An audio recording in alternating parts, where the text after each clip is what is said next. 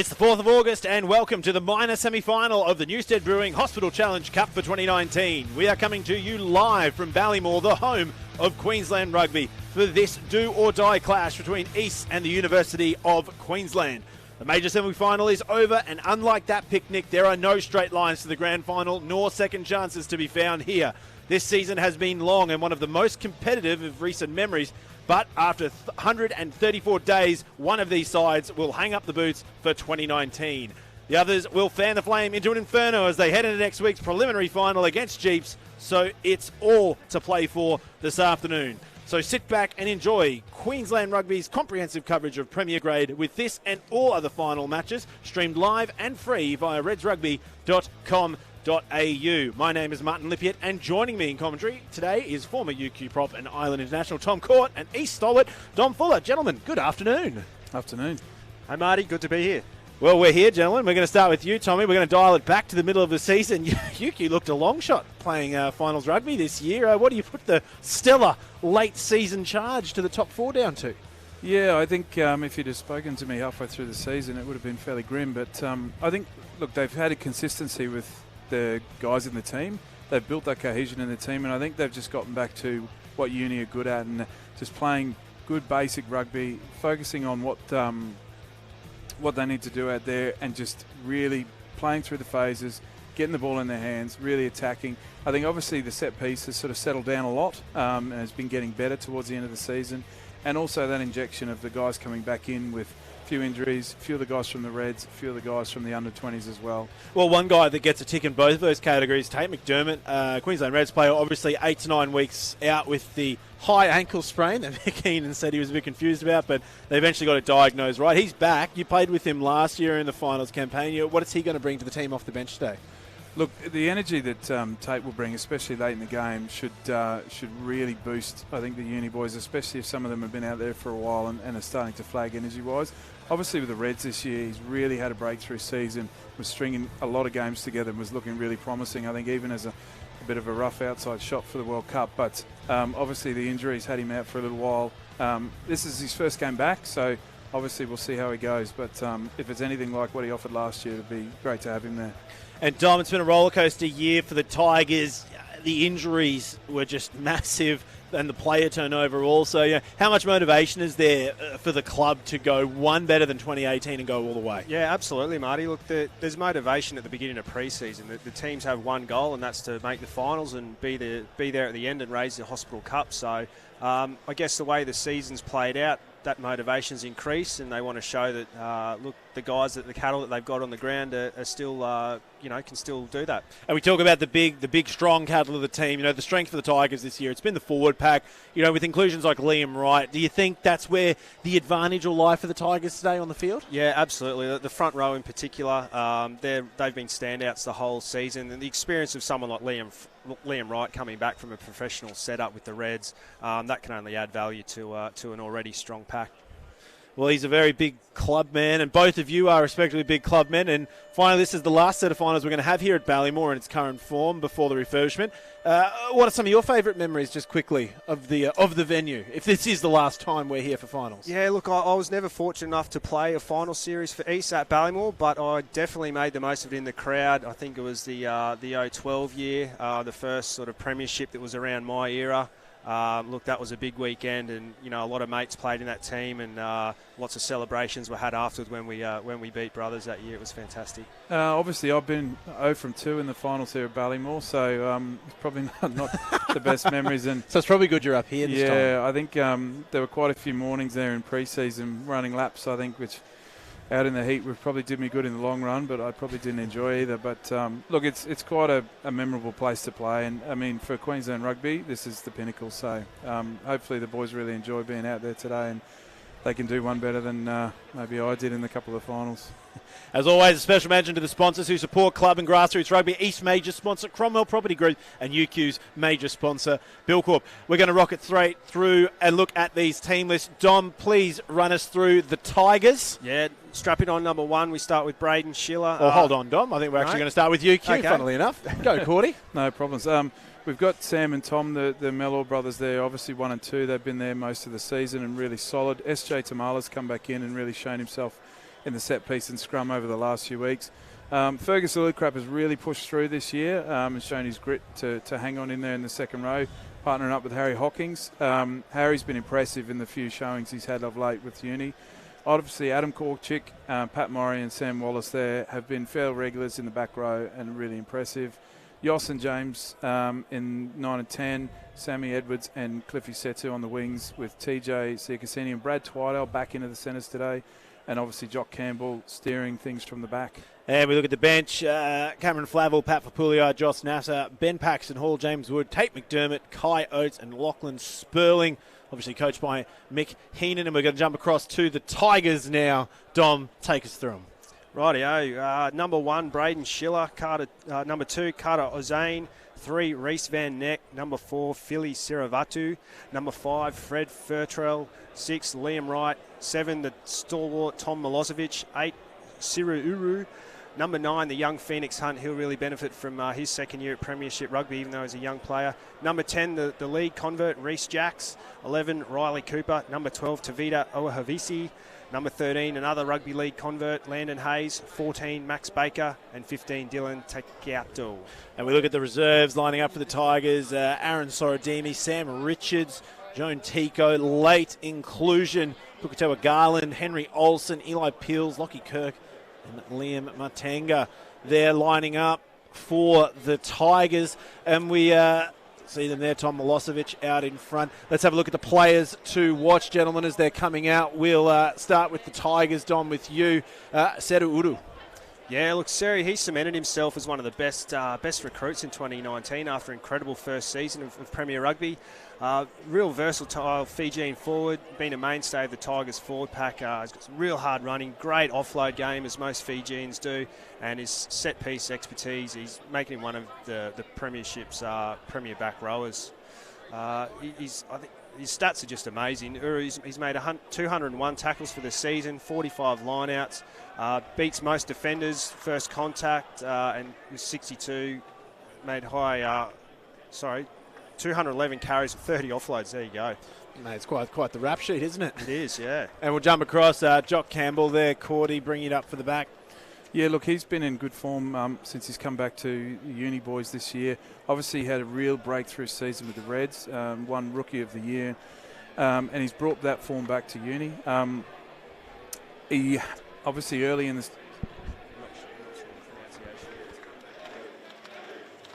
form here, so hopefully alongside some of the guys like Jimmy Dalglish, he'll be able to score a good few points today for Uni and try and get him over the line for next week. Well, they are running out to the field now. It is our final semi-final matchup for the first weekend of our 2019 finals campaign here at Ballymore. The Tigers and UQ. One team will be heading home, hanging up the boots and watching from the sideline. One will progress on and take on Jeeps next weekend. After that monumental game finished about 30 minutes ago with Brothers knocking the 2018 premiers off, booking their way to the grand final in 2 weeks' time. James Dalglish out in the middle will get it started for us.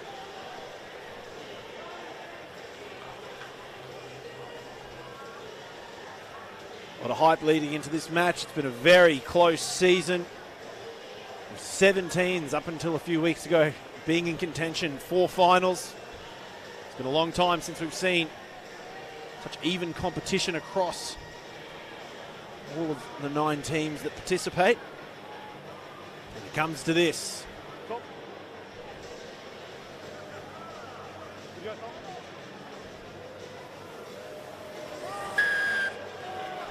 And we are away. The minor semi-final for the Newstead Brewing Hospital Challenge Cup. UQ up against East here at Ballymore, the home of Queensland Rugby. Now Hunt finds himself in possession, fires it off. East inside their own 22. Hunt at the back. Takes it himself around the side, but gets wrapped up. Tigers picking and driving.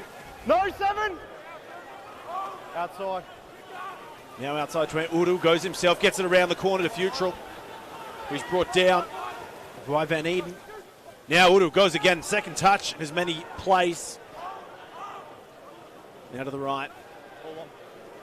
It's a good kick there. It'll find touch. First line out, about to come as Cordy. What do we think is going to play out here? Considering where they're on the pitch, I assume Uni are going to want to play and try and really put pressure on the East defence straight up. So, assumption is with a guy of Harry Hocking's standard and height, you probably hit him. Called it. Notre Dame. Van Eden pumps around. It's a good line.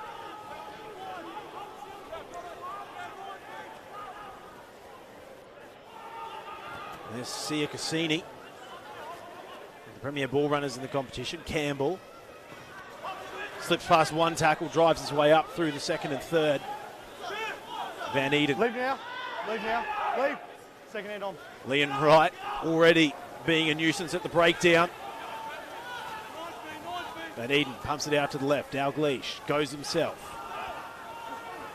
It's taken to the ground by Wright. Twydale.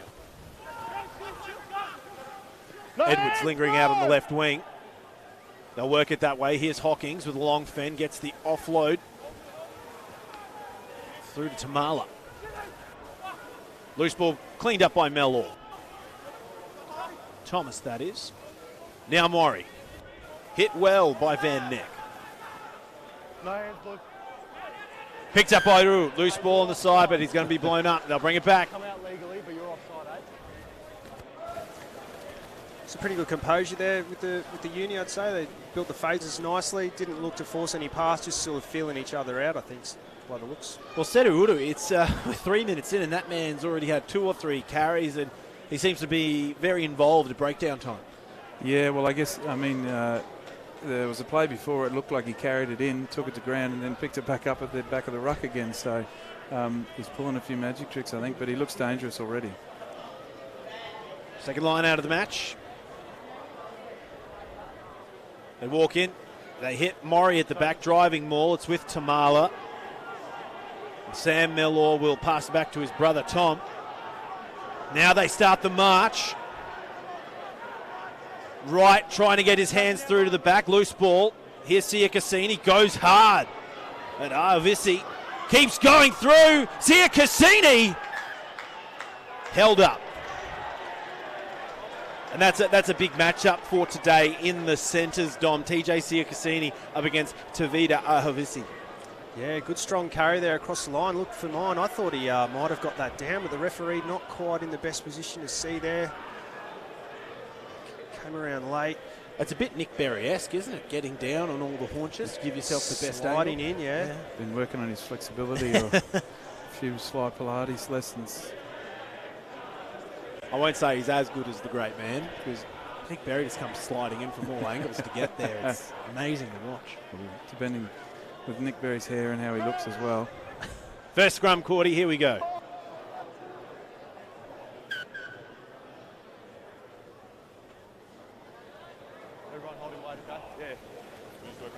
So obviously both teams are going to be trying to feel each other out here and work out what each other's trying to do. Jordan Way's out in the middle today. Final match of a big weekend. Most notably, brothers 9 from 10 matches in their semi-finals, which is monstrous. Big push from East. Ukura on skates, but Wallace, he manages to get out, but he's got a bit of pressure there from Phoenix Hunt. Now Mellor. They fire to the right. Twydale goes through. Twydale scores. Brad Twydale gets the mismatch. Great offload from Jock Campbell. Sets him up. First points going to the University of Queensland. Yeah, look, Uni were lucky there, I think, to Sammy Wallace quickly snaffle the ball up at the back of that scrum that was going backwards at a rate of knots. So I think you could probably put down a lot of those points to Sammy being able to get a hold of that ball. But obviously Brad Twydale back in the centres today, and he's done a great line there and stretched over. Yeah, East just didn't have the numbers there. They didn't quite fold to the left. They were just a bit passive. You could see the winger there just holding back, waiting for his men to come across. And look, all the UQ had to do was run it hard and straight, and they had took advantage straight over. Well, parents run a cattle property out west, and the young man, Brad Twydale from Downlands, he was here last year for the 2018 grand final where they lost against Jeeps, but now it's to one of the more seasoned hands, James Dalgleish, to try and find the extras.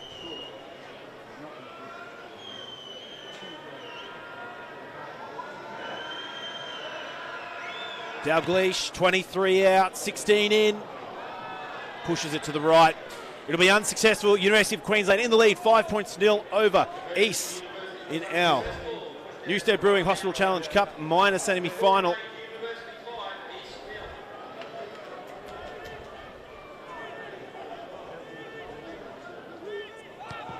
There's the restart, short and sharp from the Tigers. Hawkins goes up, gets the bat on backwards. Maury will find it, then give it to Sia Cassini. UQ now working it out from just ahead of their own 22. They find Campbell in the pocket. He's had surgical kicking so far this season. And he's pumped it well, the opposition 22. There's the return kick from Ahovisi. And he'll find touch. Good net gain there for UQ, Dom. Yeah, and I think East have got to be a little bit careful just passively taking it in the 22 and kicking back, because as good as their line out is, I think UQ's matched them just as equally with tall timber like Harry. Inside ball to Edwards. Knock on. Knock on from East, so scrum advantage to UQ. Oh, and that is a fantastic effort there from Mahavisi, but they'll bring it back to the knock on. Cordy, what have we made of the scrum so far? Yeah, well, look, obviously East are dangerous, and I think if Uni are going to stay as high as they were in the scrum and obviously try and sit and hold, they're going to probably get the same treatment like they did last scrum from East. You know, East have been really dangerous in the set piece this year, especially in the scrum. They've got a lot of experienced big guys there, and if you're not going forwards, you're going backwards, and that's pretty much what we saw there. And on screen there, Dylan Taikato. A bit more of a new addition to this side over the years. You look comparatively, gentlemen, at both of these sides, and UQ have a lot of players that have been around for a few grand finals over the last 3 years, but it's a relatively new side, Dom, for the Tigers. Yeah, look, the only person with grand final experience there is Tom Milosevic, the captain from 2015. Other than that, a few guys played in this similar game last year, but yeah, UQ definitely have the upper hand when it comes to experience in finals time.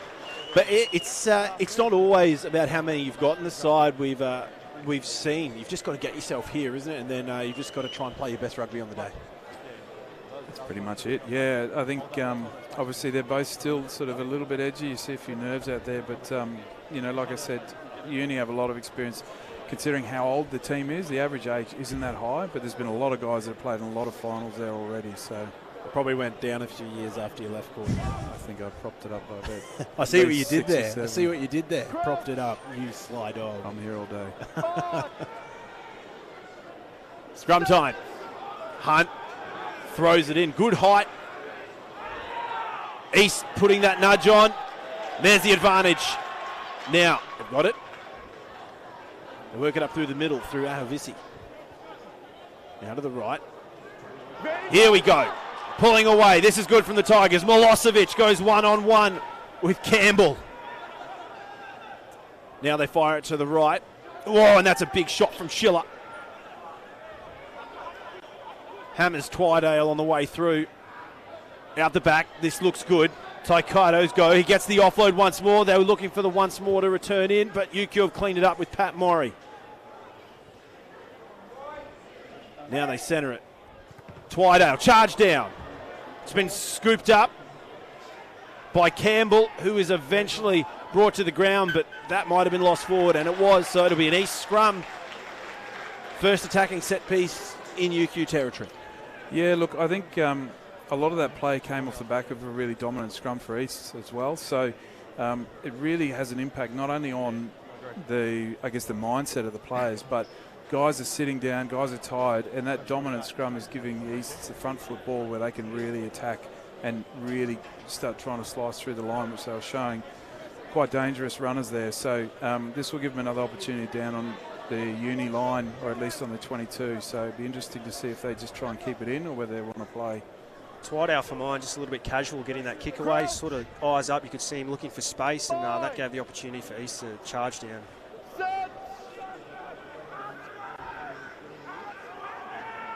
Another great platform from the Tigers. Second penalty advantage in as many minutes. Now Udu, quickly gets the offload. Taikoto gets it round, finds Cooper. But they'll bring it back.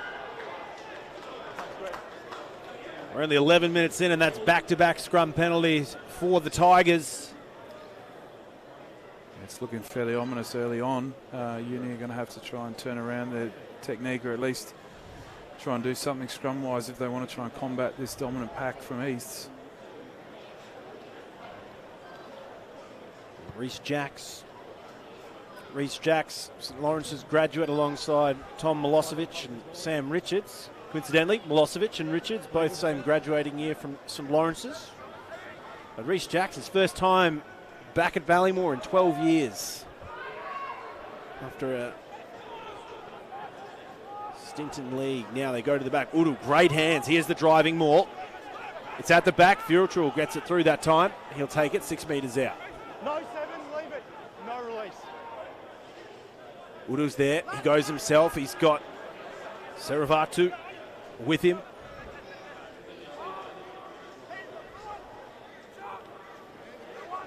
Right hands dig that time.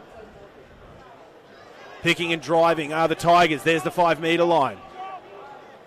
Van Neck is next. Hunt fires it to the right. Ocado throws the flick pass behind. Cooper wasn't running the unders line to meet him. Right. No 7, no. Hunt fires it out. Finds Seravatu, who's running on, and he's taken back by Adam Korchik.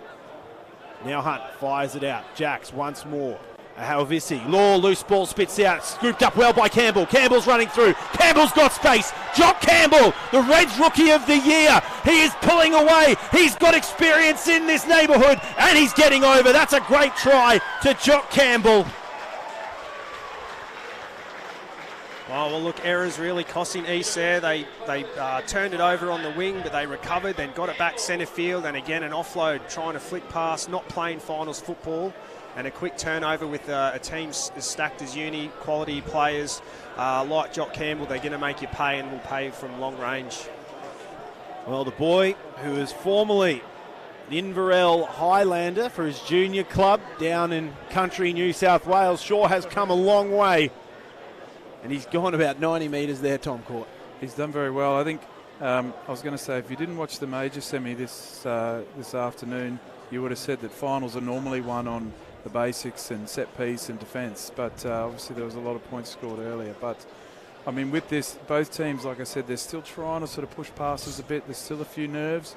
So passes aren't going to hand. There's a lot of ball going down. There's a few knock-ons and things. So there's opportunities there in broken play for people like Jock Campbell to really make a difference and obviously score tries like that.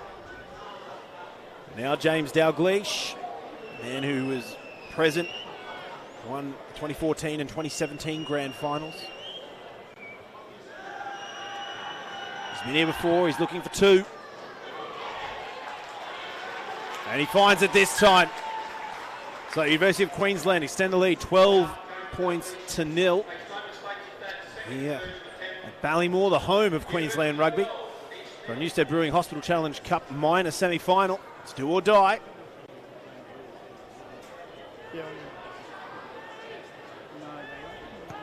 And Reece Jacks once more, short and sharp. Too short though.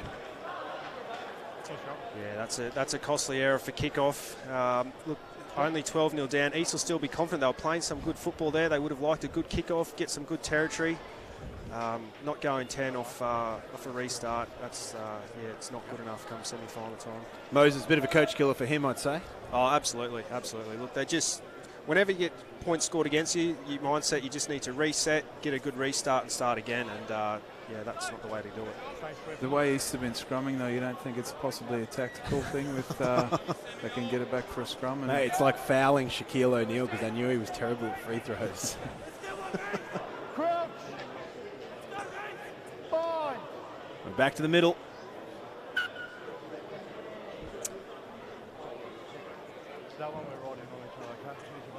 The impressive thing, I think, is obviously with East, where you have Van Neck, who is one of the few guys that can probably play 1, 2 and 3 across the front row. So he's been looking pretty dangerous there at the tight head side, and I'd say he's probably going to have another crack now with Uni having the feed.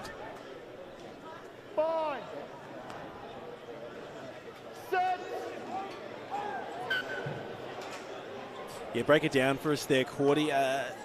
East scrum has been dominant so far in the match.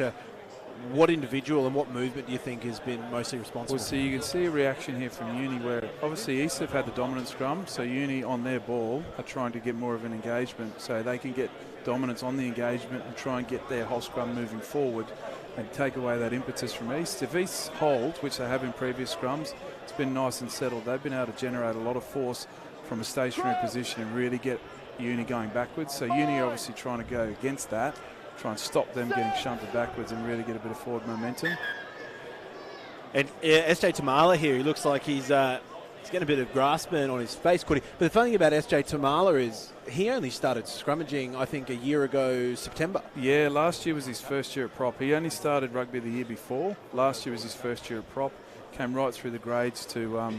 he sort of, I think he got a few times on the bench for Uni last year, went away to Belgium and played a bit of rugby in Belgium and has come back and has looked really dominant most of the time here for Uni up until this week. And I think what he's trying to do is obviously he's trying to get the height down lower, but then it means obviously his legs are further back and he's extended, which risks the scrum collapsing. And it looks like he brought a bit of the chocolate from Belgium back too. He's a big boy. And that scrum's not the cleanest thing that we've seen, but the penalty will come for UQ this time. A bit of a reversal, Tom Court. Yeah, look, it was never steady. To be honest, after the feed, there were a lot of feet moving. There was a lot of movement. Obviously, the tight head side has gone up for East, but Uni have tried to ride that out and have done enough, at least, to get the penalty on this occasion. So, another great kick for touch. UQ attacking piece inside 22. Be interesting to see here what Uni go with. Obviously, they went for a maul in that first line out close to the East line. Got a feeling they may try and play here, but... TM44! They've gone to the back. It's a great take from Korchik. Driving ball's been engaged. Tom Mellor is at the back. Van Eden fires it, finds Sia Cassini. He's already got one today. Here's Mellor. They're driving through. Strong run. Van Eden goes to the left. Dalglish inside ball to Korchik. Maury flies through to clear them out. Mellor goes to ground, a couple out. Saravatu pressuring at the breakdown. Rights over the top. Leave now, off feet. Safe. Korchik goes himself. Wallace next. He's being held up by Wright. Van Eden goes to the right. Release. Does well, Van Eden goes himself, pulls up just short. Maury fires it to the left, diving through, and that's a try. It's good work there, smart work there by Maury, just flicking it out on the inside to Fergus Lillycrap there. I think they showed good patience there. They were under pressure a good bit in the breakdown there. Easts are putting a lot of pressure on the ball, but they did enough to keep the ball, keep possession, and they've come away with another try. And it's really interesting, Fergus Lillycrap, obviously son of Cameron, was speaking to some people earlier today. His rugby career, in reality, he's been a bit of a late bloomer. Yeah, look, he's showed potential definitely in previous seasons, but I think this season there was a bit of up and down with, I guess, the starting team where there were some bad losses, and Mick Heenan pretty much put to the players and said, look, I'm going to pick whoever shows what they've got at training and at games. And, I mean, as you talk to a lot of players, there's a lot of coaches that say we're going to pick on how people train, and it rarely happens. And Fergus literally got picked out of showing a real grit and determination and commitment at training, and he's pretty much been in the team ever since.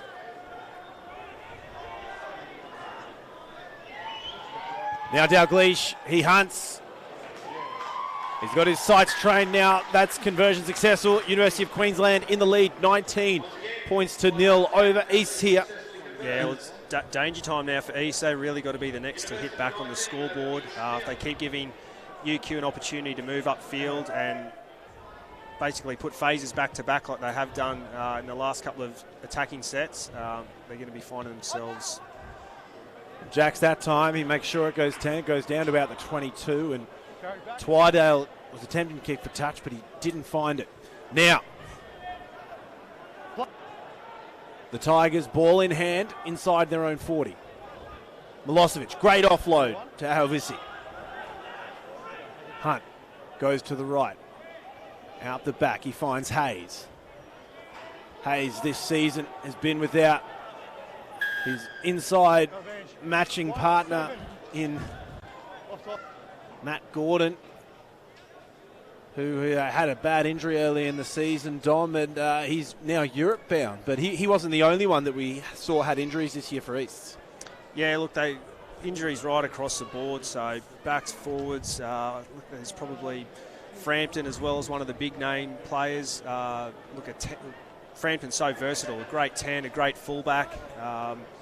Leaving a real big hole in the East side. And I think that just doesn't even do justice. I think Hayes, Pills, Sefton, Kennedy, Cooper, Springle, they're all headline players for this Tigers outfit that have either had season-ending injuries or injuries that have taken them out of the equation for a portion of this 2019 year. So it hasn't been all roses and rainbows over at the Tigers this season, but they've done well to be here in the finals now.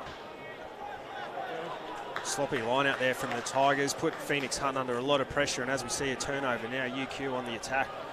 Twydale throws it onto the toe, dinks it in behind the East defensive line, and East will now get a line out just in front of their 22. That's got to be annoying though as a back. Yeah, absolutely. Look, not a bad option there from UQ. I didn't mind the kick in behind. He probably would have liked that to stay in touch and then really up the ante on the defence, but East now a chance to get this line out, kick clear.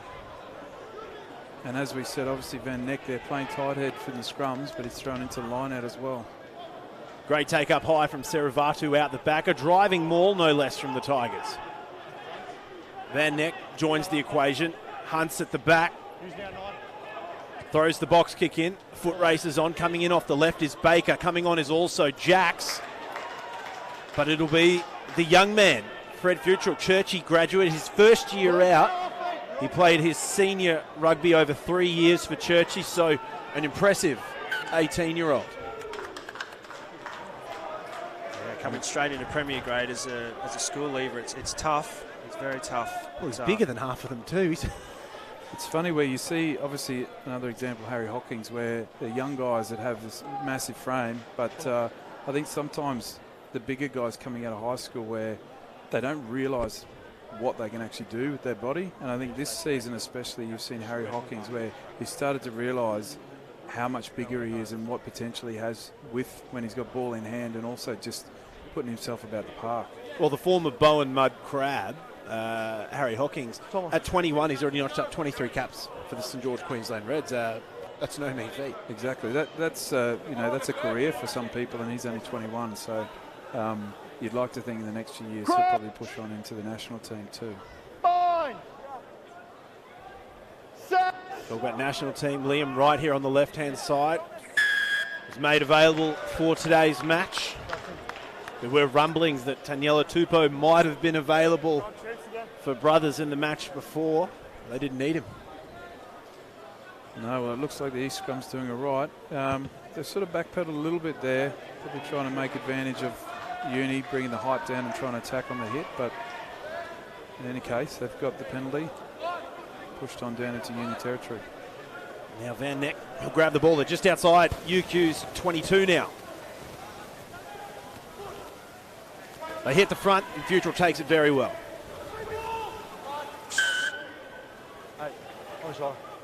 Penalty going at Sam Wallace there. So UQ giving away a few. We talk about the importance of taking points in finals, gentlemen. They're obviously looking for the 5, but do you take the 3 or do you take the 5? I think they're too far behind at this point to take 3. They really need 7 points to get them back in the race. Just build that little bit of confidence and get a bit more momentum back in their game. The thing is too, I guess they have had most of the dominance in the forwards, so you'd be probably looking, they'll probably try and get a shunt on here and see if they can squeeze one over the line. UQ don't look like they're contending. Over the 15, yeah. It's driven out the back. Loose ball at the back of Schiller. Hunt goes to the left. Van Neck. Van Neck throws the dummy. Sia Cassini brings him down. They've got Baker over the top from Villanova, the graduate. A lot of bodies on the deck. There's Schiller. Play it. Siravatu. Ball's the back. It's been picked up. Driving through, looking for the line. Off now. Stay last feet. Hunt. Hunt fires it through the ankles of Braden Schiller. Pick and drive. A lot of bodies on the floor. Seru Uru looking over the top. Backwards. Hunt, he's taken out of the equation. Van Neck's there. Advantage. Baker now, acting half. Fires it out. Jacks throws a double cut out wide. Cutting through was Hayes, gets the offload. Taikato once more out wide. It's try time.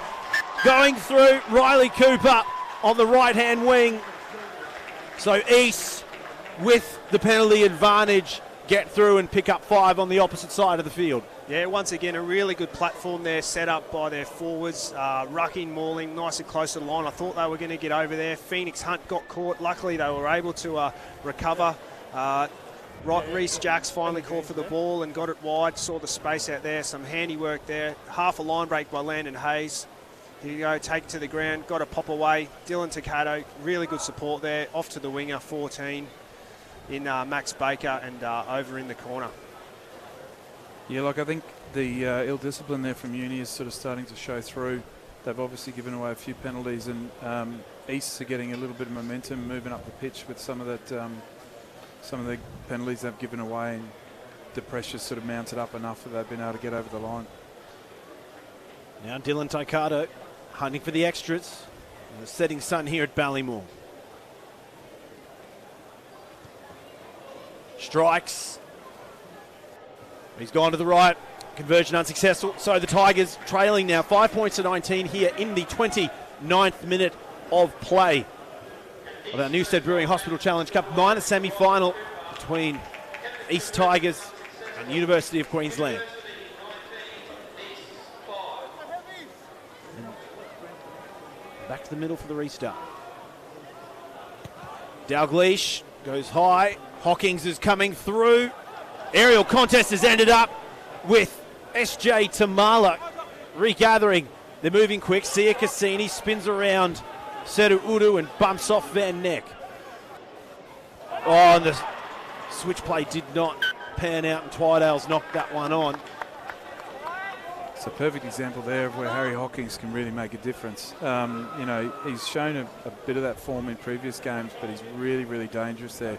It's going to be hard for people to get up, especially if you've only got a single man lift on the kick receipt there. And he's just been a real nuisance on kickoffs. So the Tigers scrumming inside their own 22. Been very strong in the scrum today. You would assume East would be looking to leave the ball in with their previous form in the scrum, so this could be dangerous for Uni. And we look further afield, gents, at the substitutions that are going to be coming on. Who are some of the players that you think are going to light up the back end of the game here?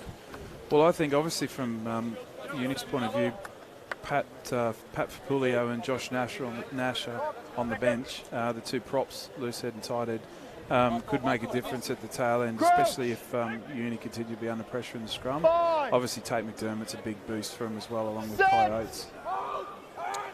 Yeah, look, the bench is pretty even there for East. I mean, you got guys like Sam Richards, Henry Olsen. They've played a lot of Premier grade. I don't think they'll be wanting to look too many changes over with the experience they've got in the front row, unless there's some injuries.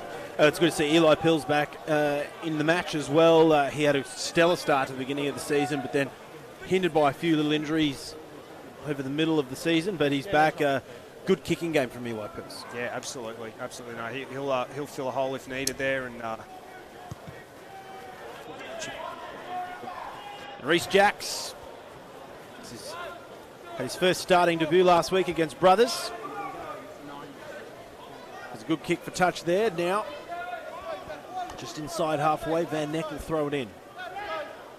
So East have obviously gone for a good bit of mauling so far. They've decided to play it this time. Oh, and that's a big fumble from Jacks.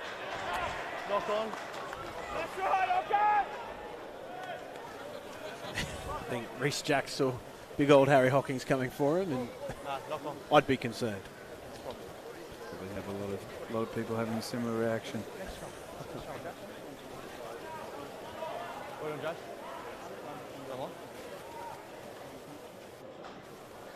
And Campbell fronts up, the kick for touch.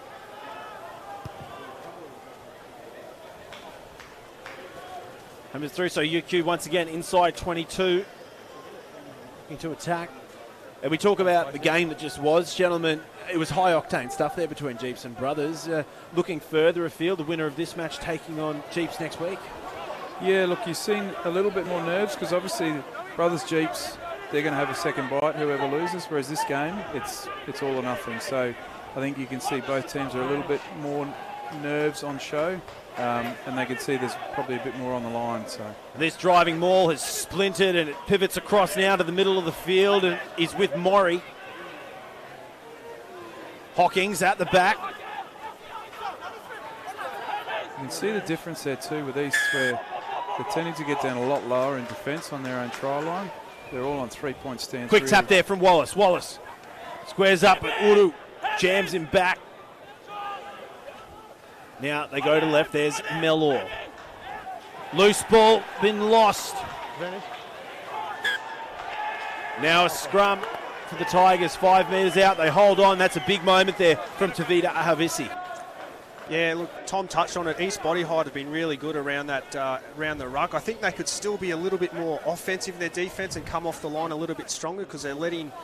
They have let the last couple of times Uni get that roll on. I think if Uni hold on to that ball sort of 3, 4, 5 phases, it's real danger time for East. So they really need to get off that line and force an error like they did just then. And Dom, it looks like the boys are a little bit out of place. They don't have their front left grandstand position that they usually have at Tigerland, but they seem to be making it work on the hill. Oh, look, the amber liquid there will be flowing just as hard, I'd say, on the hill, and the boys will be just as rowdy, no doubt. Even though tomorrow is a work day. Doesn't hold the Tigers back. Crouch. Bind. Set.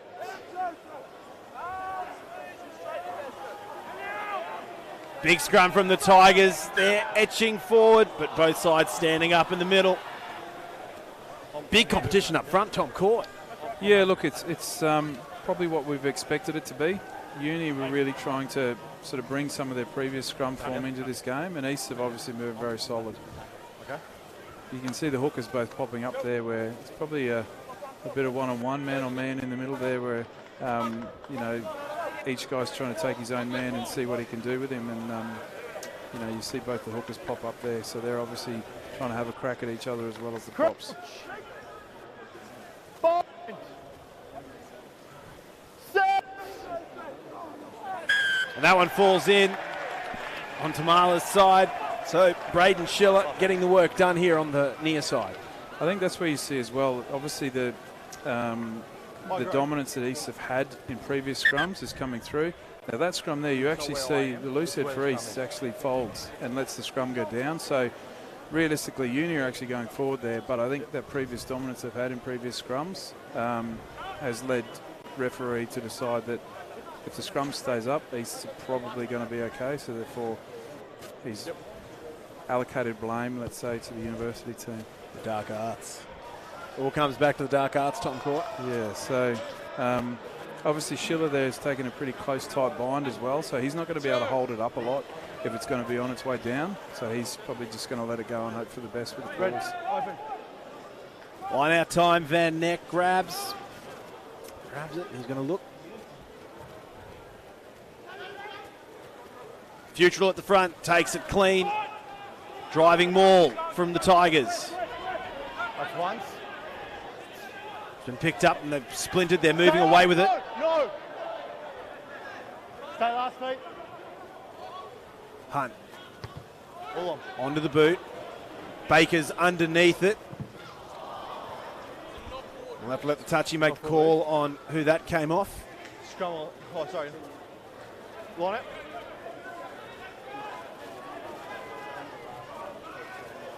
UQ 10. on the mark, ready for this line out. They go out the back. Taken well by Korchik.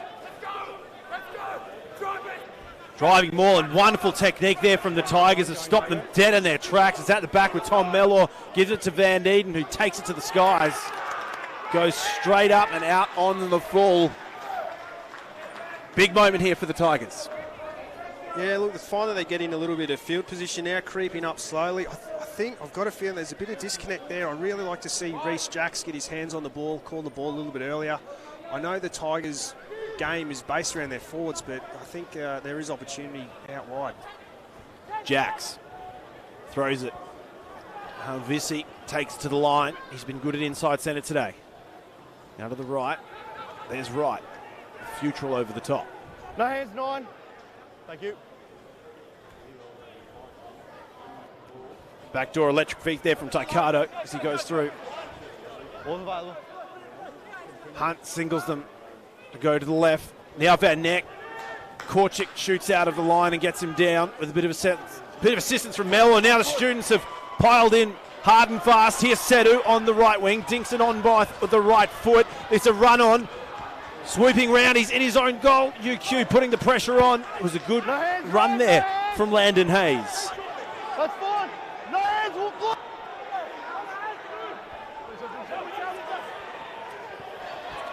UQ back with the ball. Probing for an in. Play it.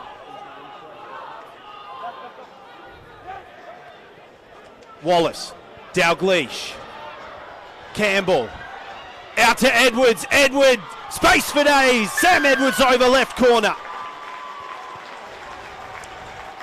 Yeah, again, as I was saying, a bit of a breakdown, disconnect there between the backs and the forwards. Dylan Tacato-Smith got isolated, and we saw a turnover there, and UQ raced away, capitalised, got some good field position.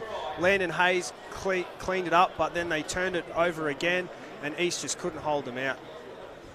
I was going to say Landon Hayes did a great job there at get out of his in goal and really retain possession, but ended up being turned over again. TJ is probably one of the few times he didn't get over the line from that far out, but obviously in defence they're going to get sucked in with the pick and goes with the rucks and boys just taking it one out, and Uni were able to spread it there out wide. Well, 10 metres out, 4 passes to the other side of the field, and Sam Edwards, who was having to watch it all unfold on the other side's come away with a great 5-pointer in the left corner.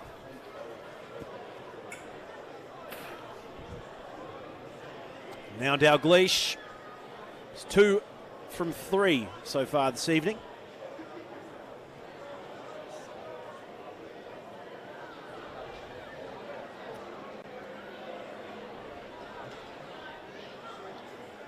He strikes. And he'll go to the right this time. So UQ in the lead.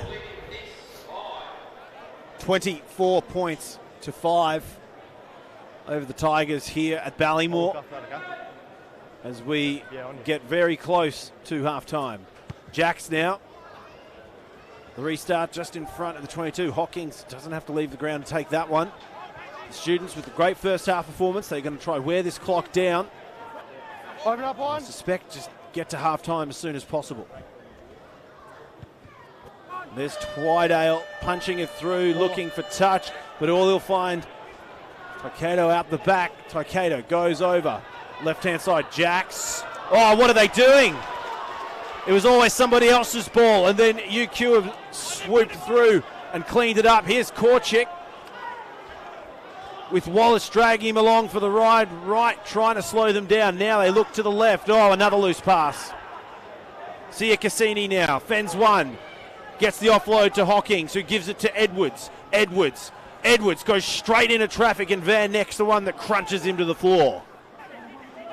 Now Sia Cassini bumps off another one. It's Milosevic this time. Now Dalglish, Twydale, Lillycrap, Korchik, switch back into Mellor. The ball's there, UQ. Want one more before half-time. Oh, and Hawkins lurches to the floor. Van Eden, flat pass to find Maury. Maury, gets hit hard by Seravatu. UQ probing, looking for an in. Here's Korchik. Once more out to Tom Mellor. Tom Mellor gets over the line. The hooker after 41 minutes. That's a big finish for the first half. And that must bring a tear to your eye, Tom. I love seeing front rows get over the line, albeit a hooker. It doesn't happen too often usually. So, yeah, look, it was just basic catch pass there. They just draw the defender, pass it on to the next guy. You know, the All Blacks have been making it look easy for years, and a lot of good coaches will tell you the same thing. It's just catch pass, draw the defender, give it to the next guy. And Dom, I don't think there's anything worse as a winger when you've got a seagulling front rower on the inside of you that takes your easy 5-pointer. Yeah, but look, well deserved. I mean, the UQ have done really well when they do get down that half of the field, albeit mostly from East errors. They've been clinical. There's no drop balls, there's no errors, there's numbers at the rucks. They're doing the right things to get across the line, and East are just not in the game at the moment. Well, we saw there was that little passage of play with Tokado and Cooper. They were working it hard down that right-hand side, and they looked unstoppable. Do you think they have to try and get it back to that? Look, I think they still got to base their game around the forwards, but it's knowing the right time to then maybe once they get that quick ball momentum to spin it wide, they sort of trying to create fast ball from slow ball, and that just doesn't work. And Dalglish drains his third of the night, and he'll be 3 from 5, and UQ go into half-time. Commanding lead, 31 points to 5 over the Tigers. It was a really interesting first half there, gentlemen, and we'll start with the forwards and you, Tommy Court. I have to say, scrum time has solely gone to the Tigers, but it looks like that hasn't been enough to support the rest of their game. No, look, I mean, Uni are on the receiving end of a fair bit of treatment in scrums, but look, the line has been solid. The maulers look really good. They've been doing a great job at setting up a lovely maul to get to play off and get some good quality ball out of it. And when they've gotten down towards the East try line, the forwards have really knuckled down. They've held the ball in possession. They've kept their body height low when they're attacking and really kept the pressure on East. So it's been a bit hit and miss. Forwards, obviously, scrum hasn't been looking the greatest, but credit to East. Their scrum has been fairly dominant all year, and they're doing a great job. And Dom, we look at the back lines respectively. There hasn't been too much flashy work from either side. It just seems like they're doing the basics well. Yeah, look, the whole game's been sort of in that forward-based game from both sides, and then again, it's almost textbook rugby. UQ have kept it tight, sucked all the defenders in, and then it's just been hands out the back both times. Yeah, East have been sort of dominant scrum, but it's a 15-man game. You can't win it just with 8 guys on the field. Otherwise, they'd be ahead, not down 31-5. So, look, they need to start working as a team of 15.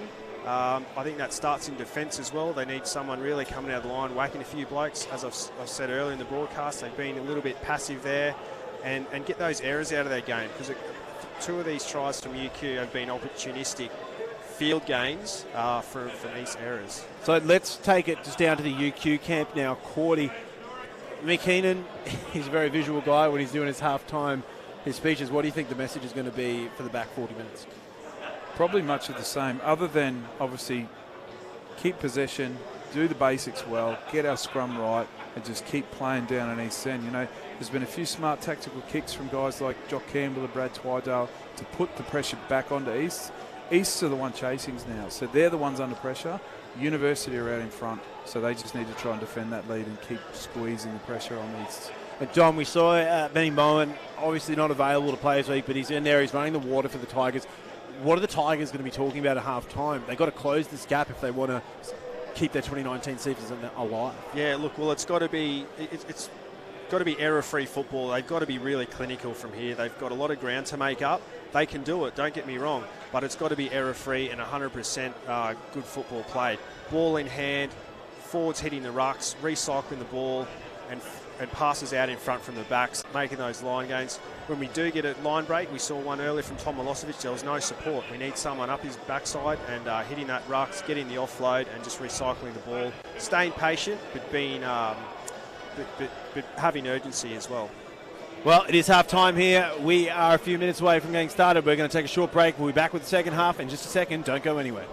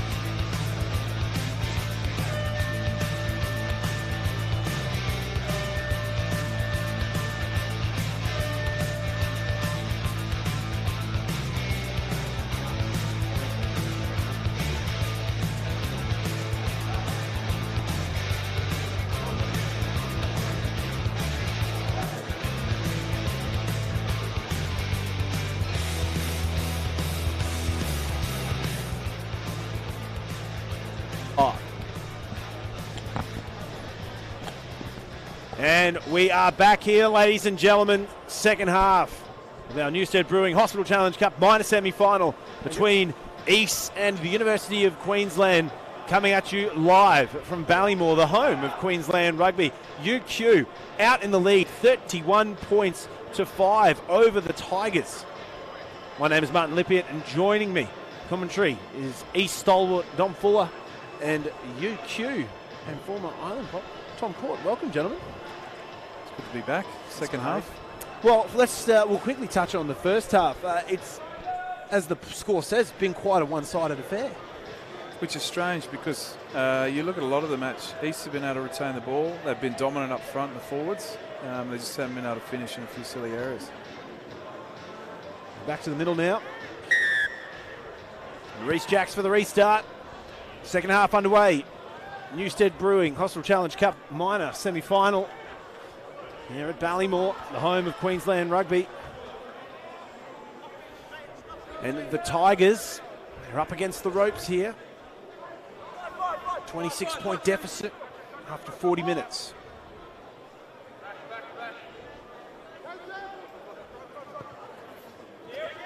Great line out up the front. And another penalty going against UQ jumpers for engaging the man in the air. But if you're missing the ball and getting his arm only, I can't let that go. Understand? Yeah. Gone way out the middle When there. you lock it in, pull. Yeah. Fairly clear instruction there from Jordan. Jacks punches it through. Spent the better part of the last decade playing league. He answered the call and he's come back to the right code. Rugby Union 2019. Van Neck fires out the back and that one goes wayward. Wallace slicing across the field, gets the offload. Lily Crap. Twydale's going now, sporting quite the fashionable moustache, and now they're keeping it on that right-hand side of the field. Campbell to said who that was. And Hawkins will end up with it. Great offload round the corner to Mellor, who spills it. No arms, 2. But the penalty going against Carter O'Zane. No arms in that tackle. Giving UQ a good scoring opportunity. Dom as a back, when you see a number 8 cutting horizontally across the field like that, does it inspire? Well, again, there was just no urgency there. There was a turnover off the line out back on the UQ's 22, and they've gone 50, 60 metres there. You know, East have got to be quicker to react and get their defensive line set to shut that down and make the tackle back on the 40-metre line. Now, UQ retaining possession, 6 metres out. Maury goes through with some Korchik horsepower behind him. Hawkins taking his time, he picks and goes into a mess of bodies at the breakdown. There's Sia Cassini. And Hawkins didn't have to grab that one, but he did. Jos van Eden has played that one very well. And Dom, as probably compared for the two of us, and as a back yourself, that one, you got to sell that one right too, because referees, they won't give it to you if you've blatantly gone out of your way to hit the man. Look, I think he was genuinely trying to pass it to the first receive there. His eyes were up, but good slow sweeping technique, big body in the way. Look, it does happen sometimes. I think the only thing that Setterwood could have done better is if he just flattened himself out, because he had that big frame just sticking up in the air. And now Dalgleish, he's going to hunt for the points. And in a way, it shows a bit of respect for the game that we're playing right now. They're not hunting, looking for the 7. They're taking points when available in front. So it does show respect for the level of the match and the opposition.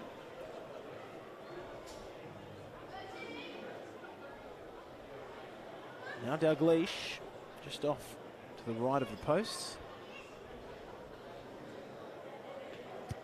Kicks it through, finds the flags. UQ extend the lead now, 34 points to 5.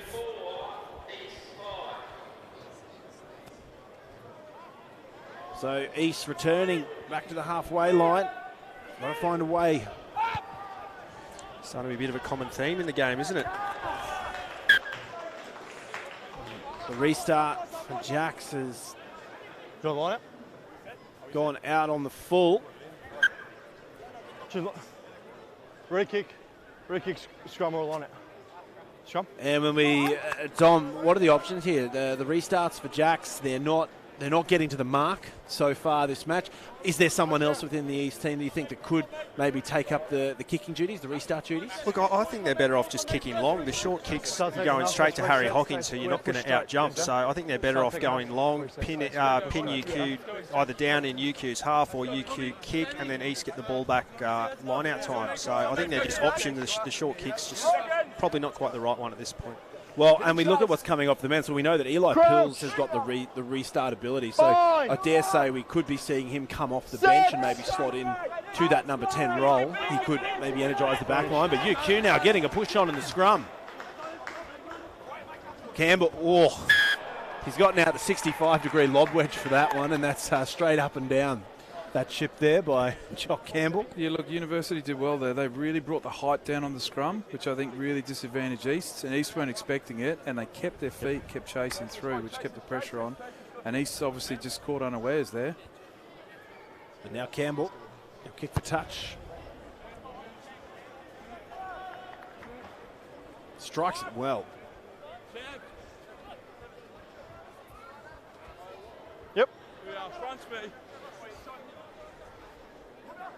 Mellor fires in and Hawkins takes it clean. And now Wallace has a good run off Van Eden.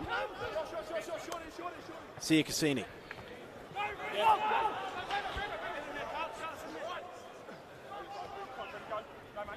Back to the right-hand side. Wallace. Mellor now. Dalglish.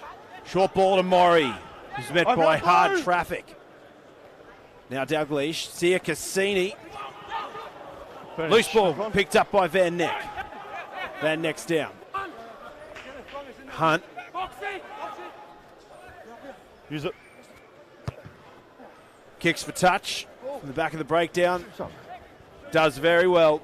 Our Nudgy 2017 graduate, won the premiership in 2017, and Dom, what a journey he's had. Only second year out from school, and his development as a player has been sensational. Yeah, absolutely. Look, his second year playing Premier Grade rugby, week on, week out, he gets better with every game. Last year, vastly improved, and this year, really controlling that forward pack and playing well. And we see there, arguably, one of the competition's most decorated players come to the field. Pat Fapulii has been a part of this UQ side for 3 premierships. And Tate McDermott, St George Queensland Reds halfback, also on the field after about 8-9 weeks of injury. So Mick Heenan rotating the players through. Dalglish. Oh, Futrell up from the line. Pins Dalglish between him and Braden Schiller. So East now.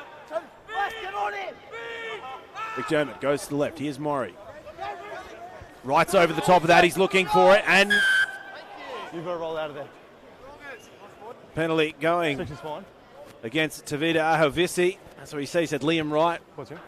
Saw that form from Liam Wright that we've seen in Super Rugby all year, that great technique over the ball, and he had that one dead to rights, just we didn't see Tavita Ahovisi getting out of the breakdown.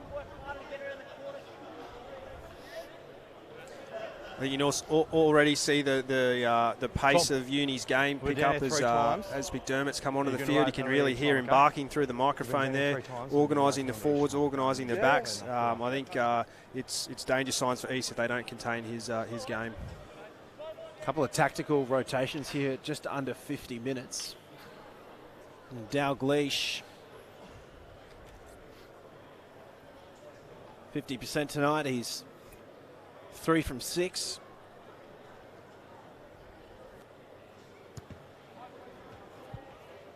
And he's showing why he's been one of the competition's leading point scorers over the last half a decade. So James Dalglish gets that one through, gets to positive figures now. He's 4 from 7 tonight. And UQ extend the lead now 37 points to 5. Looks like we are seeing a change of kicker for the restart. Phoenix Hunt. Phoenix Hunt. Feeds it straight to Harry Hawkins, who gets head mashed against Reece Van Neck. Van Neck, a 2017 BBC graduate, Reds Academy and Junior Wallaby also. Hit square. It just seems like some of these penalty kicks from Uni as well have just really sucked a lot of the wind out of East Sales. The game seems to really slowed down, steadied. Come off. You know, it just seems like everything's sort of at a bit of a slower pace now, and that it's just ticking away slowly and gradually. Stay up. And we're seeing Tavita Ahovisi leaving the field. And we're talking about subs here, gentlemen. I was briefly touching on Pat Fapulii just before. Really interesting guy. He's from Shepparton in Victoria. When he was 16 years old, he got permission to start playing open men's. He played with the ACT Brumbies over 19-20. He did a year of intense work with them. And he went in one 12-month period from being a centres pairing with Tavita Kurandrani to packing down scrums with people like Chibba Hansen and Heath Tessman. And when you hear a story like that and you see what it translates to, you know, we're talking like 11 years later here at Ballymore, are you surprised? No, not at all. I think it's one of those stories you love hearing about. And, I mean, we see Pat Fapulii here where he's come on They obviously had a great scrum before he came on, and he's come on there and really shown dominance. And the Uni have pushed East around for a penalty. And another little bit of trivia there. So both Pat and Digiano, who Wallaroo plays for the female red side, they were both part of the same academy year that had the likes of the Morahan brothers, Ian Pryor, Jono Lance. So it is going back a few years, but it's great to see names and people like that still in and around the game. And now UQ. Leave 2 off feet. McDermott fires it. There's Fapulii. Fresh off a flight from Barley, and McDermott gets that one on right. And now they're going through the space. That's good running there from Wallace. Wallace is going through. He's dodging them left, right, and centre. McDermott over to the left. Sia Cassini drops the ball. Edwards picks it up, scrambles. Flag goes up, so it'll be a line out to the Tigers, left-hand side. We're in touch. UQ looking dangerous there. Sort of turnover ball. Not turnover, but I think they're going for that halfback tactic, passing into the lazy defenders. There we go. Tate McDermott makes a half gap, gets the offload away. You just know there, Tate McDermott saw Liam Wright, and he went, I know exactly who I'm going to be showing a replay of this after the game. That one looked a little bit more personal. On purpose, yeah. Driving more from the Tigers. UQ containing it. Start 6.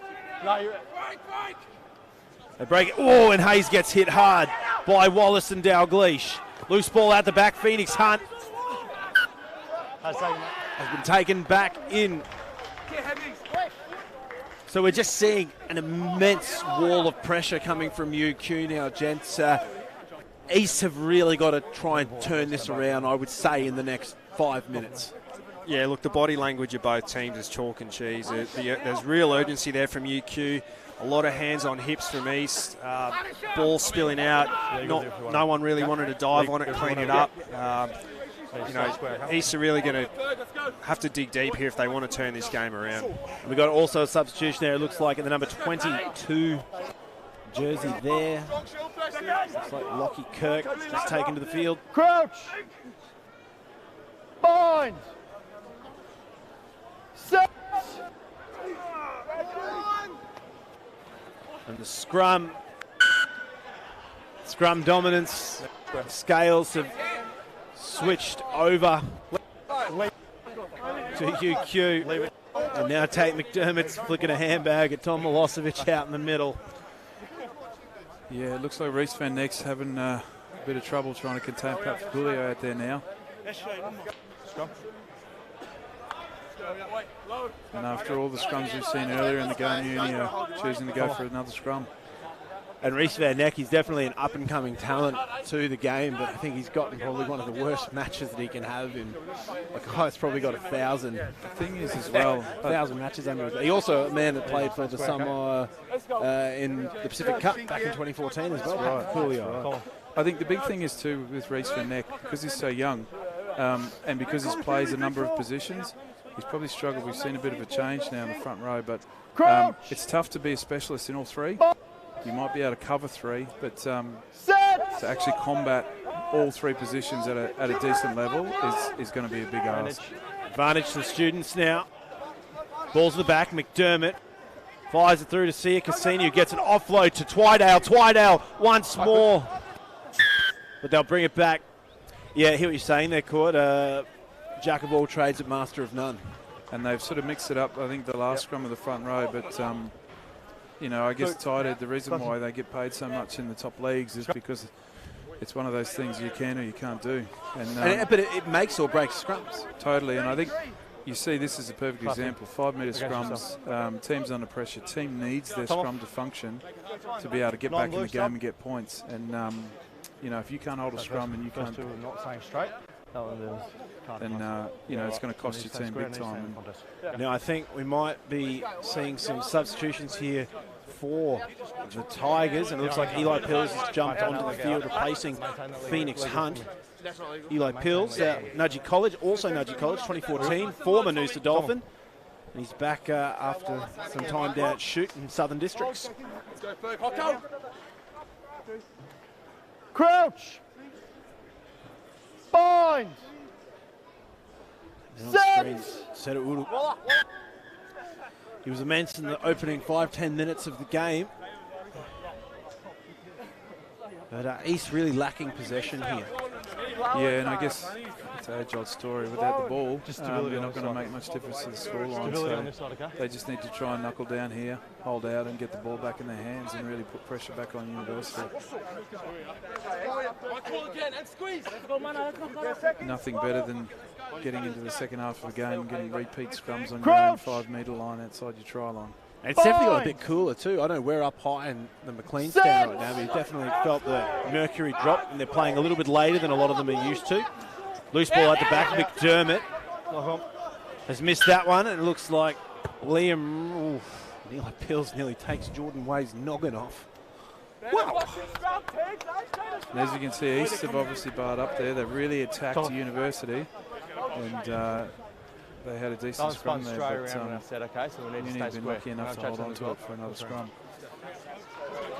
Well, 25 minutes remaining, and whole new front row now for the students with Tom Mellor and SJ Tamala coming off. So, new front row combination of Flavel, Fakuli, and Nasser. Ground. Ball.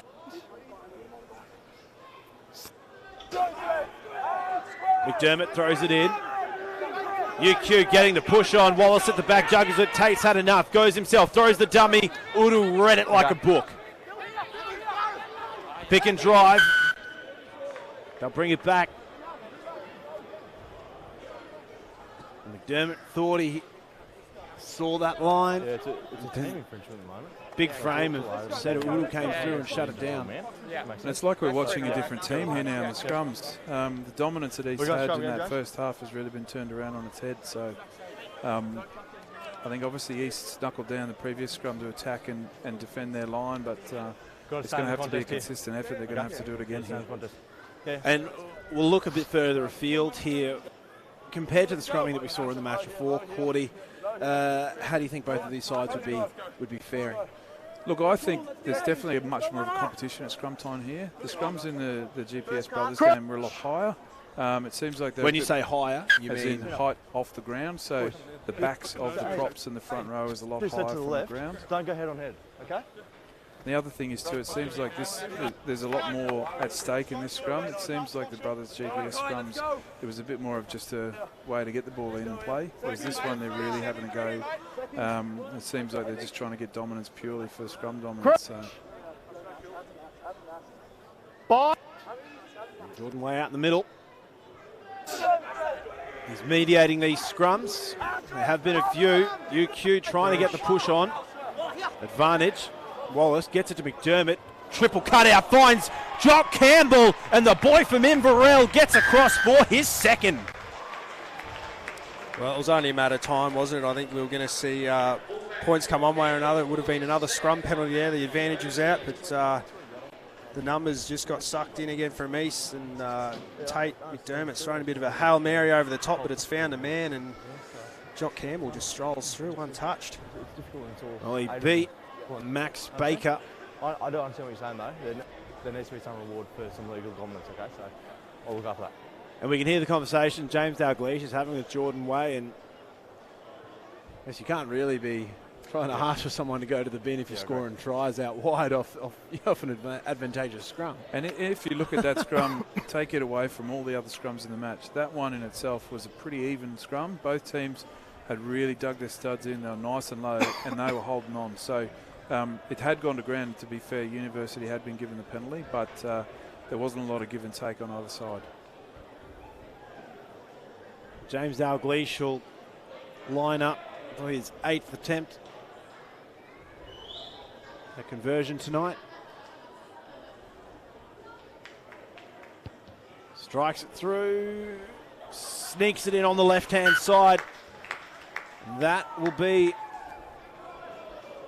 successful. So James Dalgleish, impressive kicking tonight. He's moved it up to 6 from 8, and UQ 44 points to 5 here in the 60th minute. And another loose ball will bounce out. East on line. I really think the difference we've seen in the two teams, especially this second half, is University are controlling the tempo. They're deciding when they want to amp up the speed and amp up the rate of play, and they're also deciding when they want to slow it down, take a breath, and dictate to East. And Dom, we were talking about this a little bit at the half time, but we just haven't seen too much involvement from the East backline when they do have the ball. Yeah, again, there's probably a bit of lack of leadership out there in the back line. Again, now with Phoenix Hunt off the field, even though he's played a season there, he's still a young player. So, yeah, just a lack of leadership, I think, on letting the East team down a bit, in the backs specifically. So Carter gets his first touch of the second half. Pills fires it through, and will eventually end up with Uru in the midfield. Peels goes back to the right. Mikado's there, goes through, breaks through some defenders. There's life in this back line yet. Here's Uru. Hit hard.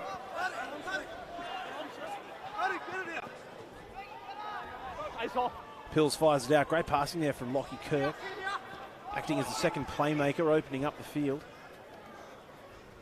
Flat ball to Uru. Oh, and he managed to get an offload. A way that I didn't think was possible. Now East stringing together some face play. Pills sliced through the defenders. Throws an offload.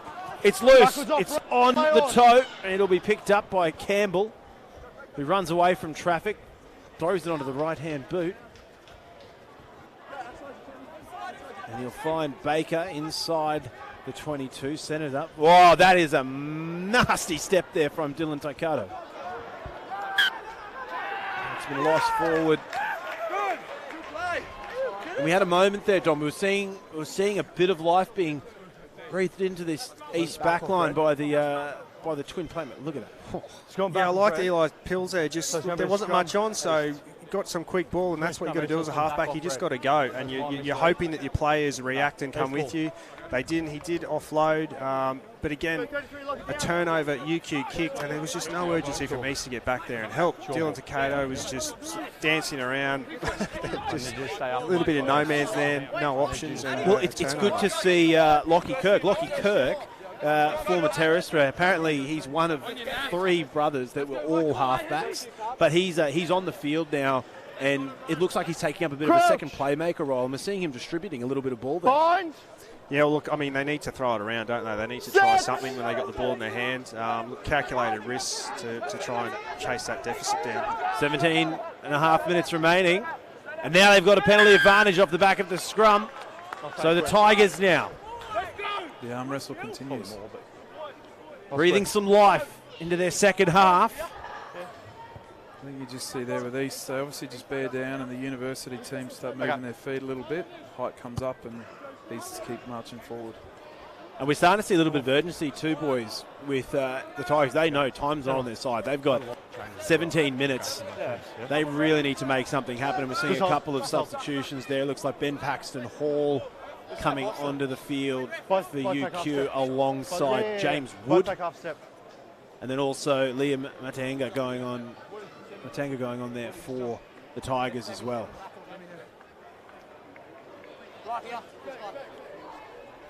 We good to go?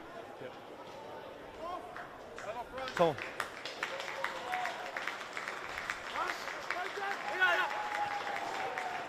Taken well by Futrell. Now they're firing it across the park. Here goes Hayes. Now the Tigers are moving. Pills goes himself. Pills breaks the line for a second time. Saravatu's on his own. UQ pressuring around the breakdown. Sadarulu was looking for that offload there. No one was with him. Pills to the right.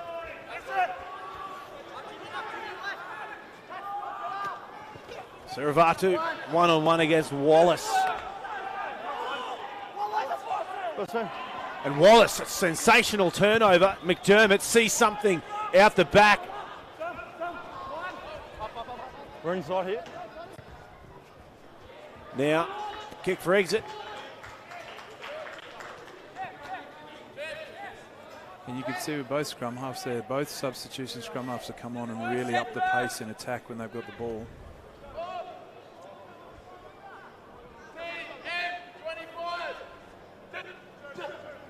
Label fires it through. Oh, and looking for it was Korchik, but it was off the mark. Oh, Dalglish has spoon-fed a bit of a hospital on there from Nasser. McDermott calls the troops around the corner. McDermott sees some space. Had for Pulai rumbling through. Ball spits out. It's not clean, but it'll come back for a scrum. To be honest, as a forward too, especially later in the match, there's nothing better for a forward pack or even a tight forward. Hearing that scrum half barking instructions, telling you where to go. You don't have to think then. All you've got to do is keep those legs moving and get to where you need to be. See, this is the thing, though. I think this is a mentality, though, that the halfbacks and the halves have beat into tight fives and forwards to make them feel like, you know, it's okay to be yelled at and screamed at like that. You know, I think you need to be thinking about, you know, reality, what the bigger story is. No, that's wrong. You just don't. you don't want forwards making decisions on the run. Leave it up to the backs. Mate, well, John Eales made a decision to take that kick, you know, against the All Blacks, and I think that was a pretty good decision. Yeah, right. To be fair, John Eales is a special player. So. Mate, just need one precedent. That's all we need. Come on, Cordy. We're trying to change it for the many. Yep. Here's Schiller. Yes, sir. Pills finds Servadu, take it up himself into traffic. Good support there from Kirk over the top. They're going to keep working to the left. Uru now. And the ball's been lost forward. And time is really dwindling here. Just over 13 minutes remaining and near on 40 points the deficit. It is a tall order, and I think it would, if it did come to fruition, it would probably be some kind of a record. And it's. Would you say it would be a reality that might be dawning on the field a little bit, boys? I think we've seen it in the play in probably the last 5 or 10 minutes where I think, at least for some of the East players, they've probably realised it might be a step too far. There's obviously certain players that are still trying to push the scoreline and they're still playing to win. But you can just see the wind taken out of the sails of East and that getting off the ground, reaction speeds, intensity in defence, that has really just dropped off in the last 5 or 10 minutes on the East side. Same for both teams. Last one we just went down. Go. Tommy.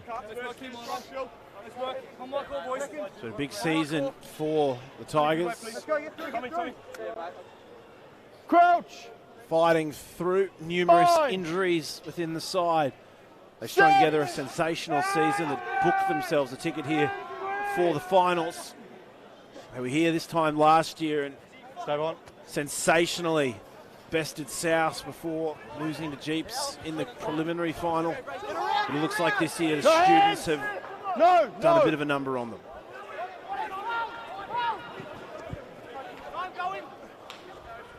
Here's Korchik.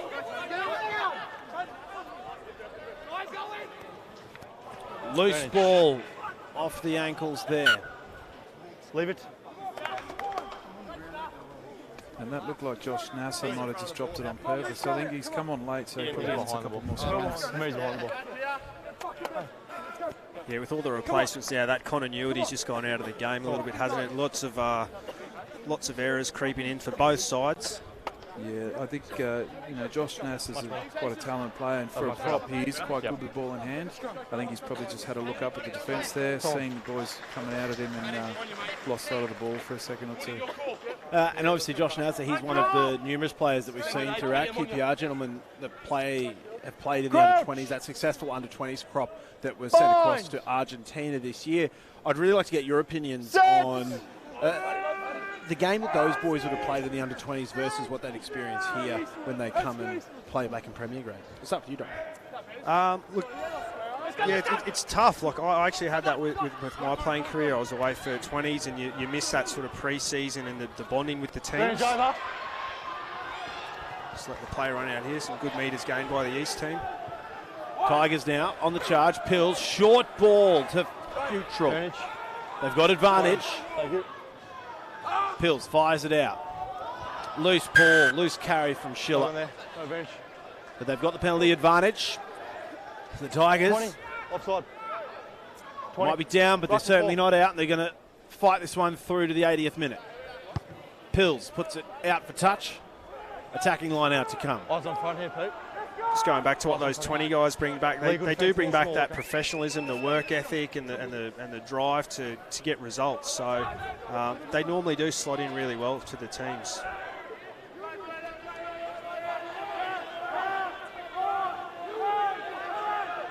A lot of chat being thrown down there, but safe hands, and Seru Uru takes it in the middle of the field. Fergus Sillycrap ploughs through the middle of that ruck. Sure, man. A lot of pressure here from UQ. Fair to say, foot-to-throat mentality has been quite severe here in the second half, but it's finals time. I'm sure they know what kind of match they've just followed, and that was a fast-paced game. There wasn't too much downtime. It was a quick 80 minutes, and I dare say that's the bar that they've really got to try and meet and then surpass. And you've seen the pressure build and build and build the further we've gotten into the game in the feasts. University, obviously, early penalties in the second half, and they've chosen to go for penalty kicks rather than try and go for points with tries. And I think that has really kept the pressure on. And those couple of decisions have made a massive difference to not only the scoreboard, but I think the mindset of the East players. It hasn't allowed them to get in the game. They've kept the scoreboard ticking over, and they've kept ahead. Looks like another substitution there for East. Number 19, Puketawa Garland is in the engine room now for the scrum. Set! And Cordy, as scrums go, I know you had to do a lot of them against Jeeps last year in the final series, but we've done a lot of scrums here today. There have been a lot, and you can see even the replacements that came on. Pat Fafulio, he's been on there probably 20-25 minutes now. You can see he's even starting to feel well, that might be because Pat just got off a plane from Bali last night, lest we forget, from his first holiday in a few years that he misses. To be fair, he's probably still sweating the holiday out. Sweating bintang. Yeah. Well, mate, whatever numerous drinks came with fruit in it.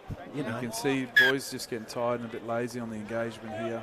The standard's probably starting to drop a bit. And also, boys probably realise that. I was about to say the realisation and the fact that now the focus is probably shifting to 7 days' time. Starting to think about next week. Probably thinking we've got to rest up, what we have to do before we get into the game next week against... obviously GPS now. And conversely, gentlemen, it's been a very different game to the one that we did see before. It was a very neck-and-neck race, high-scoring affair between Jeeps and Brothers, but this side here, it was played very tight in the first 10 minutes of the game, but then as advantages became evident, we saw the game really pull away. And I think the big difference was University took advantage of a couple of errors and a couple of drop balls. Tigers, bang, there it is. Quick restart there from Pills. Pills is looking. He gets the offload and it goes to ground. They've still got it. I'm happy it's gone backwards.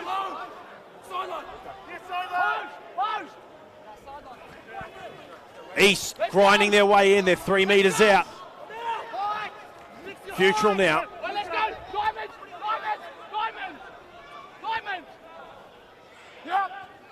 Out the back, here's Schiller. Schiller barrels through.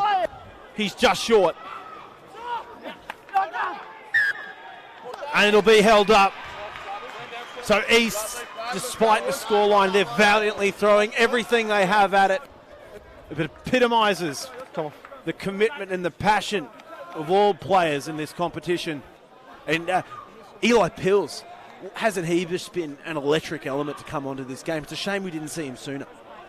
Yeah, look, I don't think Phoenix Hunt was doing anything wrong. I'm sure it was an injury, but yeah, Eli really has sparked the whole team when he's had ball in hand. Look, Easterby know it's a bit of a lost cause now, but the pride in the club, they'll want to finish strong and get across the line for the supporters and finish well to what is a bit of a disappointing result for them. But we look further ahead. UQ have got, obviously next week, they get to keep their 2019 going, but the Tigers will be looking further ahead now. They've got to start thinking about 2020. They've had 2 years where they've gotten themselves to the big dance, and they've got to think, right, how do we close that gap? How do we go one better the next year? Yeah, look, you need a lot of things to go right to win a premiership. So, look, the amount of injuries they've had this year, that they won't make that as an excuse. They had those injuries in a really good run in the second half of the season. Look, it's just another missed opportunity, but look, they'll be knuckling down and, yeah, again, looking to improve next year. I think you also just need a little bit of luck as well when it comes to finals. Yeah, 100%. 100%. Scrum breaks down, Pills at the back. He goes to the right-hand side. Big step from Tokado. Tokado goes down 5 metres out. Forwards are lining up. 2 abreast. Neutral gets driven back into the pile. Pills goes left. Good drive from Richards. Cardo looks. Big collisions out there. Both teams still slugging it out. The Tigers driving their way through, and that's a try. Big try.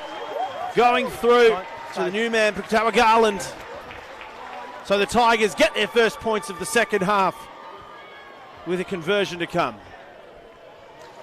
It's always a big call to celebrate a consolation try like that, but look, they're still playing, they're still trying to score, so he's gotten over the line. The quick attempt's gone through. So the Tigers now trailing 12 points for 44 here.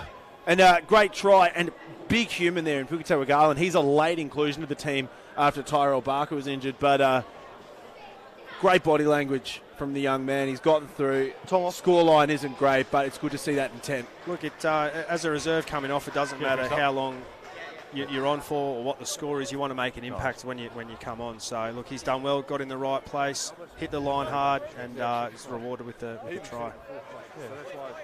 And just under 5 minutes remaining here. James Dalgleish. Well, it can be said that he's had a good game at 10 today. A good kicking rap sheet as well today. 6 from 8. But who you want? Are you on some? I think Pat Morrie's just come on for either a blood bin or it might have been a concussion. We'll get confirmation on that, but I was going to say, normally it takes more than just a heaven or earth really to get a player back on the field after they leave, unless you're a front rower.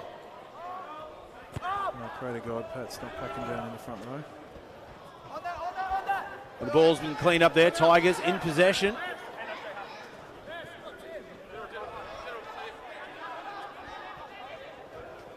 Across the field. Pills. Oh, loose ball there from Lockie Kirk. It's a hard day out on the wicket there, especially for Dylan Taikedo. He's been an electric element from the back of the field for the Tigers. Just feel like he hasn't been given enough opportunity today. Yeah, look, he hasn't had much opportunity, you're right, Marty, and especially in space. Whenever he's got it, there's been defence up in his face. He's had to sort of dance around, try and make something of it, and unfortunately just hasn't had an opportunity to show his full potential today. And the Tigers, regardless of time and score, they're packing down once more. Finishing their 2019 season with their heads high. McDermott throws it in. The Tigers, here's the push. Same tunnel as well. It shoots back out at the same tunnel, so the Tigers, they want to finish. It's coming out the same tunnel. Putting some good pressure on this front row. They've got a second wind in the scrum here by the look of it. Pushing square. Pushing McDermott throws it in. Let's go.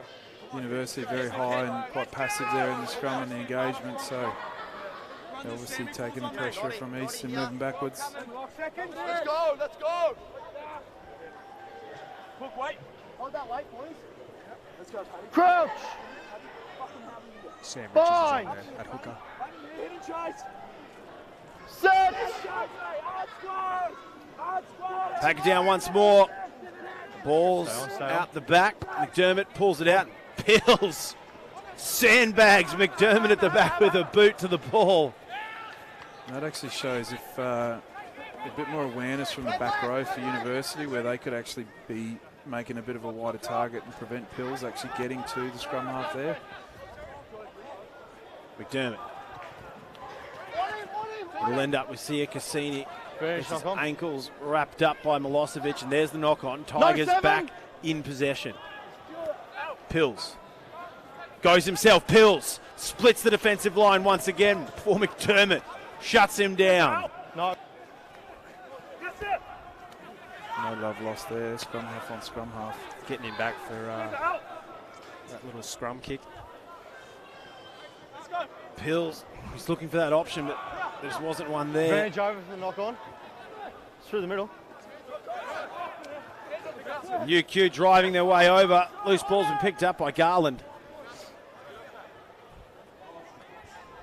To the left, Kirk tries to throw the step on.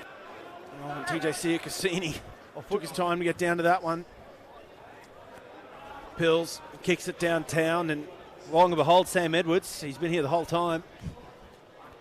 Finally gets his first touch of the second half after 38 minutes.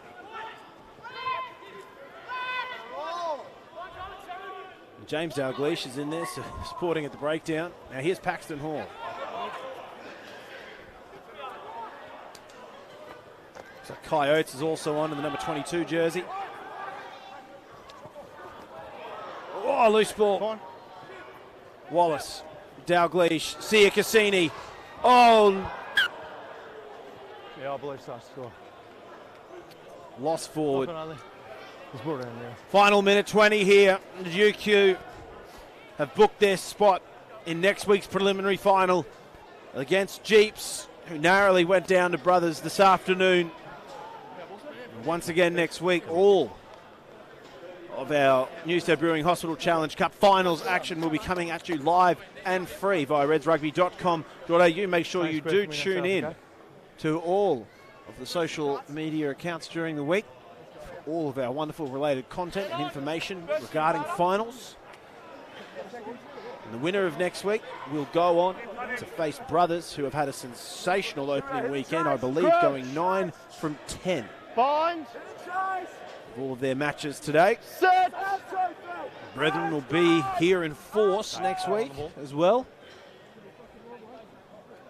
Use it. Now McDermott fires it. Dalglish. Sia Cassini on a tight line. Maury takes it high.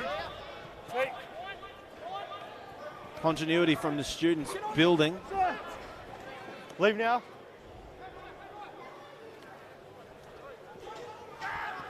McDermott slowly working it up the field.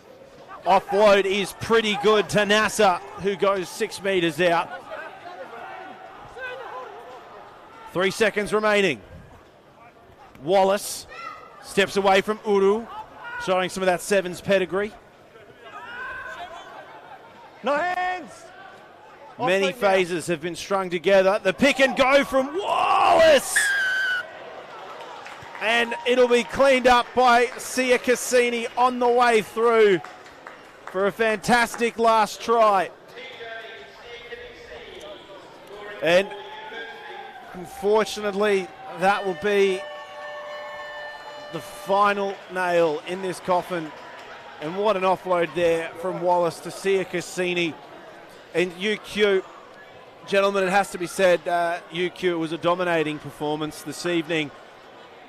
And they need it to be. There couldn't be anything left out on that field tonight. They needed to give 110% because the matches that follow this, they won't suffer that. No, I think you look at University throughout the season, they've built up. This is arguably the best possible team they could have put out all season between the starting team and the bench. And to be honest, this is probably their most complete performance of the year. I know the scrum was a little bit rickety at the start, but overall, it's probably UQ's most complete performance. So they've come through at the right time. So now it's trying to continue this form into the next week and possibly the next 2 weeks. Well, it is full time, gentlemen, and the University of Queensland, they have booked their grand final rematch next week against Jeeps in the preliminary final here at Ballymore. It's been a sordid affair between all the teams this year. The condolences do have to go out to the Tigers, but another sensational season done and dusted for them. They will be disappointed with the loss tonight, Dom. But looking forward, there are definitely some exciting players in the ranks. Obviously, new coaching staff this year taking over. So where do you think the next steps are for the Tigers from here? Oh, look, I think they'll be settling for nothing less than finals again next year. They've still got a good young group, a lot of young representative players there as well coming through the ranks. So I think if they can hold on to this current stock, again, like we said, a bit of luck, not as many injuries, and keep a lot of guys on the field, then I think we'll see them around this time again next year playing finals footy. Rightio, gentlemen, next week it is the preliminary final. UQ and Jeeps are going to be going head-to-head here, kicking off at 3:20 in the afternoon. Lay it on me. How do we think this one's going to play out? Where do we think the real contentious parts of the matchups are going to be? Where do you think the game's going to be won and lost? Look, I really like the look of UQ after watching that game tonight, not just because they beat my team, but they seem to be on a really good run home this second half of the year. They were really clinical tonight. Apart from a few scrum penalties, they were, clinical, I think, is the best way to describe it. Not many mistakes until towards the end when the game was well and truly gone. So I think they'll be hard to beat. Yeah, look, I think obviously last week the result versus GPS wasn't pretty for Uni. But like we said, it was sort of one of those games where there wasn't really a lot to play for, and I think possibly people were holding back a little bit. Uni have obviously gone for it today, and I think tactically they've been much, much smarter with how they've played. Like I said, they're going to need to shore up that scrum from the start rather than waiting until late in the game. But I think if they can carry this form in, it's going to be a good game. Jeeps obviously have the pedigree, have the experience. They're going to be very, very difficult to beat, and it's going to be a great match. So I think there'll be probably quite a bit of blood and sweat and tears left on the pitch next week. And that's what we want to see. Dom Fuller, Tom Court, thank you so much for joining us today. It's been an absolute pleasure. My pleasure. Thank you. Thanks for having us. Well, guys, that's full time here, and we are well and truly ready to go home. It's way past our bedtimes. Make sure you tune into all of the content this week via redsrugby.com.au and also the Queensland Premier Rugby socials. We're going to be back again next week for the preliminary final where UQ and Jeeps will be duelling it out here at Ballymore, the home of Queensland Rugby. My name is Martin Lippitt. Thank you so much for joining us, and good evening.